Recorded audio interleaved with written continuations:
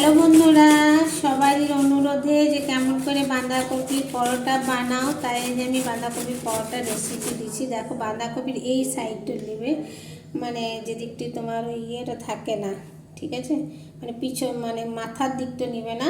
আর এইখানে নিয়েছি আদা, মানে আদা আর কদু গছে আর ঘষে, আর তোমার কাঁচা লঙ্কা কুচি, এখানে নিয়েছি জিরা, এখানে নিয়েছি তোমার গোলমরিচ গুঁড়ি, এটা লাল লঙ্কা মানে কালার হওয়ার জন্য লাল লঙ্কার গুঁড়ি, এটা আমচুর পাউডার নিয়েছি, তোমরা চাট মশলাও নিতে পারো।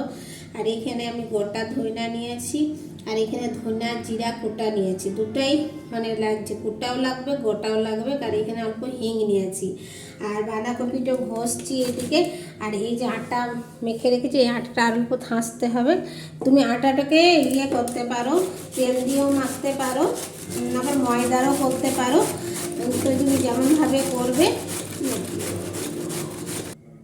এবার এটা ঘষে নিয়েছি, এবার এটা স্বাদ অনুসারে নুন দেবে, আর এই সব মশলাগুলোকে একসঙ্গে ঢেলে দেবে।